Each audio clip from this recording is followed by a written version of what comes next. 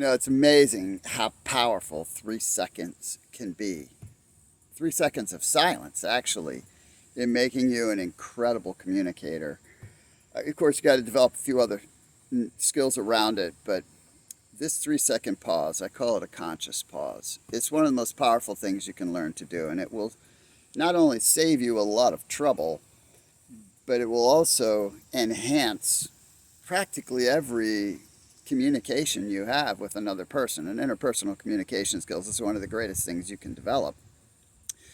So this is the ultimate, what I call, gap mitigator. You see, there's a communication gap every time you talk to someone. It's rare that there's not. Some of your closest relationships, it's probably a minimal gap, but it still happens all the time, where someone says something and you think they meant something differently, right?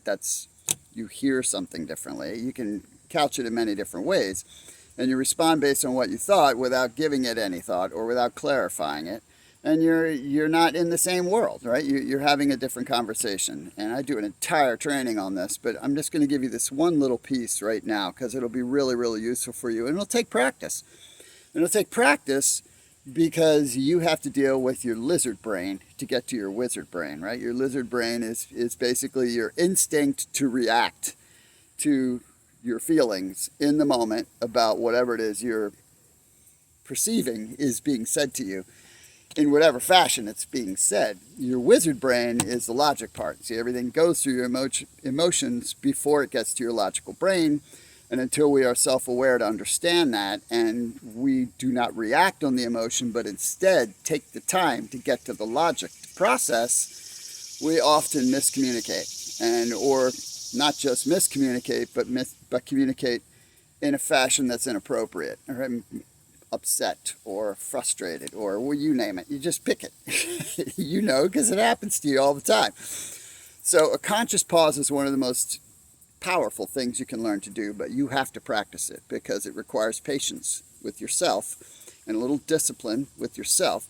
And so you can start by just saying to yourself, okay, I'm going to breathe for 3 seconds while I process whatever I hear from the person that I'm speaking with. You have to be purposeful in practicing this until it becomes natural for you. So the power of this pause is it gives you multiple benefits that are worth pursuing. First is it gives you time to process, right? I mean, there's nobody that says that as soon as someone says something, you have to respond back. Matter of fact, you shouldn't respond back in that moment because it doesn't look like you gave it any consideration. But that's only the tip of the iceberg. See, you giving yourself time to process allows you to move past whatever feelings got generated by what was just said, whether it's feelings of excitement or feelings of anger or feelings of confusion or whatever, right? It doesn't even matter what the feelings are. You feel them and you react, and you don't do that. You pause. Take those 3 seconds. It also allows you to resist refuting what they're saying, or rebutting what they're saying, or speaking out of assumption, which is more often than not. You know, the refuting and rebutting can come in some sort of disharmonious conversation, right? Maybe it's the beginning of a conflict, or it could be a difference of opinion or whatever. But you don't want to speak out of assumption, and you certainly don't want to just immediately, right out of hand, not consider what someone's saying and rebut it. That's not good communication. It reflects very poorly on you because it makes the other person feel bad. You have to recognize that people are very rarely going to remember what you say unless you say something horrible. Then they might remember it. But they're always going to remember how you made them feel, right? And if you don't communicate properly with someone, at best, they're just going to feel frustrated. But that's not going to be a lingering thing you want them to walk away from you from. You know, you want them to feel good about an engagement with you. The next thing that it does is it allows you to determine the proper clarifier. Clarifiers are your friend. They are what masters of communication, what wizard-brained people use, right? People have gotten past the lizard and just don't automatically assume, they clarify. And so they pause and reflect for 1001, 1002, 1003, and then they might say, so are you saying, or help me understand, what did you mean when you said, right? Those are very simple clarifiers that anybody can do, that are super powerful tools because they demonstrate you're trying to actually understand them rather than just coming back with what you think. Also in this pause, it encourages that person to talk more. And maybe encourages is too strong a word. Lots of people can't handle that silence, right? And so they'll just speak right into it, which is good for you as the person they're communicating to, because the more someone is speaking, the better they are feeling about the interaction. And so you want them to talk more, you want them to share more, but you might not even have to use a clarifier, because in those 3 seconds, they might have to jump in there and fill that space, right? Because that 3 seconds might feel long to them.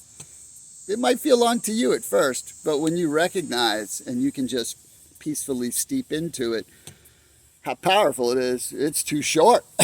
You might take it to 5 seconds, but you want people to talk more. And so in those 3 seconds, they just might, or then you ask your clarifier. Or you could actually, in your conscious pause, if you didn't want to be fully silent, you could say, or that's interesting.